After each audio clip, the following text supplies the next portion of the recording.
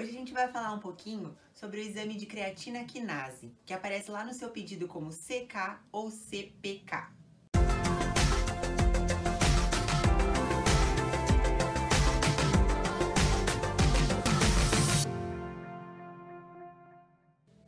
Meu nome é Geisla Schecker, esse é o canal Fartlek e hoje a gente vai falar um pouquinho sobre o exame de creatina quinase, que nada mais é que uma enzima que nós possuímos. E para que a gente entenda melhor o que esses valores desses exames representam, a gente precisa entender alguns princípios, tá? Algumas nomenclaturas, que são elas: metabolismo, enzimas, creatina e quinase. Tá? A gente vai entender o que eles significam, que vai ficar bem mais fácil a gente entender todo o processo que a creatina quinase participa.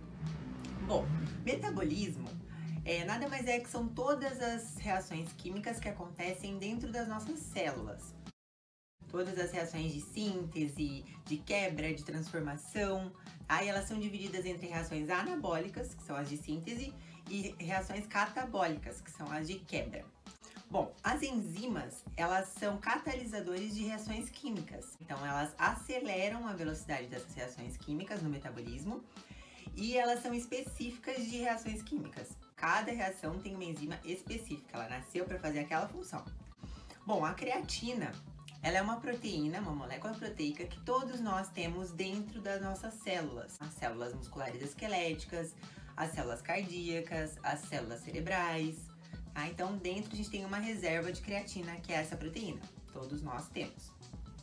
E o termo quinase, ele significa, essa nomenclatura quinase, ela significa que essa enzima adiciona um fosfato inorgânico em alguma molécula.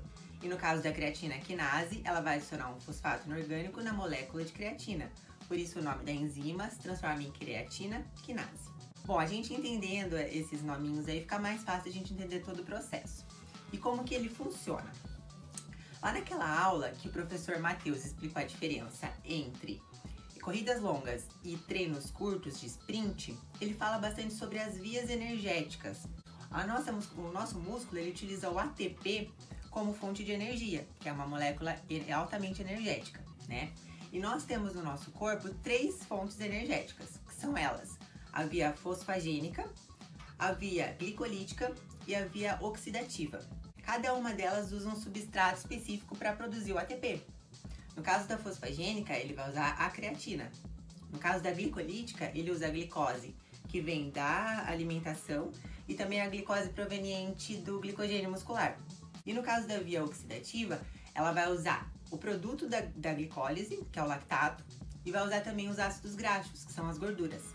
E da via fosfagênica para a via oxidativa, quanto maior a duração do exercício, menor a energia desprendida nas células, tá? Então a fosfagênica disponibiliza uma grande quantidade de energia por um tempo bem curto de duração.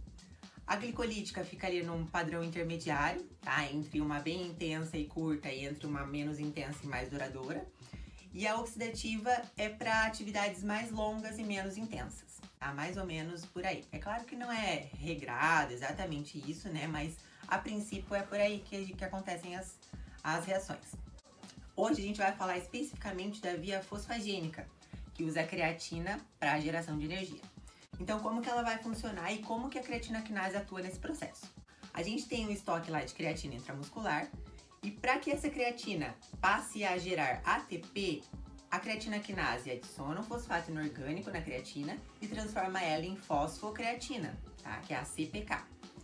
Transformando em fosfocreatina, quando o seu corpo precisa fazer uma contração muscular muito intensa e de curta duração, no caso dos tiros de 100 metros, no caso dos sprints, essa fosfocreatina desprende esse fosfato inorgânico que se liga no ADP, transformando o ADP em ATP, que é a nossa molécula energética. Aí fica bem mais fácil da gente entender, né? E aí a nossa musculatura, a nossa fibra muscular, utiliza esse ATP para promover a contração muscular. As nossas reservas de creatina intramuscular, elas são pequenininhas e elas são suficientes para um treino bem intenso, exaustivo, de até 10 segundos. Então é bem rapidinho mesmo. E para que essa reserva se reconstitua, vai mais ou menos cerca de 5 minutos. 10 segundos para promover a contração e 5 minutos para regenerar a creatina. a fosfocreatina, desculpa. Então acontece num processo mais lento, pra gente ter noção mais ou menos da duração. Caso a atividade se prolongue, as outras vias vão sendo utilizadas conforme a demanda energética do corpo. Então já ficou fácil a gente entender qual que é a função aí da creatina quinase dentro da célula, né? Bom, tudo isso acontece a nível intracelular, né? Mas, Geisla, o meu médico, quando ele pede lá os exames de sangue e tem o pedido de creatina quinase, eu coleto sangue. Então, como que essa enzima vai parar lá no sangue periférico?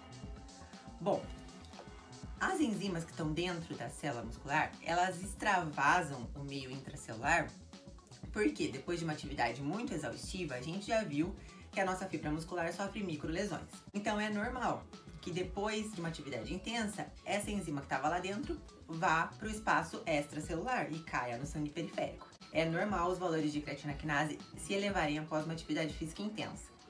Mas se os valores prolongam sempre alterados, sempre aumentados, isso significa que você está sofrendo um dano muscular, tá? Então, a avaliação da creatina quinase no sangue vai indicar para o médico um dano muscular esquelético.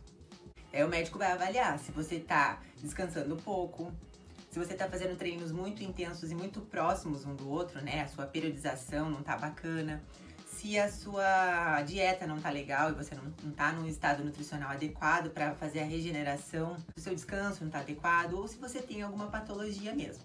E existe mais um fator que pode alterar essa permeabilidade aí, esse extravasamento da creatina quinase, que é o uso de medicamentos. Então, as estatinas, por exemplo, são medicamentos que promovem lesões musculares e fazem com que a creatina quinase extravase o espaço intracelular também.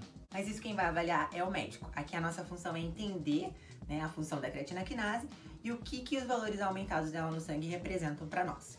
Além dos médicos, os profissionais de educação física também fazem essa avaliação, porque se você está tendo muito dano muscular, provavelmente você vai ter alguma lesão. Os valores de creatina quinase indicam para o seu personal ou para o profissional de educação física que te acompanha qual que está sendo o nível de treino. Se o nível de treino está sendo muito intenso, se você precisa descansar mais, se a sua musculatura está reagindo de uma forma esperada ou não. Então isso auxilia também o profissional de educação física e a nutricionista.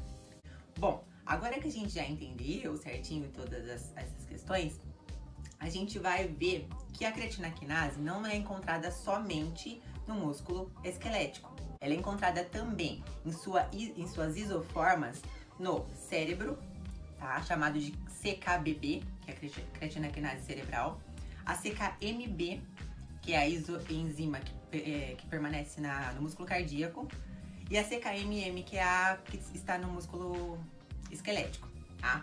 Mas, apesar de elas estarem presentes em outras células, quando os valores de creatina quinase estão aumentados no sangue, lá no seu exame, elas vão indicar somente o dano muscular esquelético, específica disso. Em alguns casos de infarto do miocárdio, esses valores podem aumentar no sangue periférico também, tá? Próximos ali ao infarto, ao momento do infarto. Mas hoje os médicos já utilizam outras enzimas mais específicas cardíacas para avaliar o infarto, tá? Então a CKMB já não é mais diagnóstico de infarto do miocárdio, sozinha, né? Com outros exames ela pode levar ao diagnóstico sim. Bom, pessoal, espero que vocês tenham gostado. Essas foram as nossas informações acerca da creatina quinase, essa enzima bem importante para nós.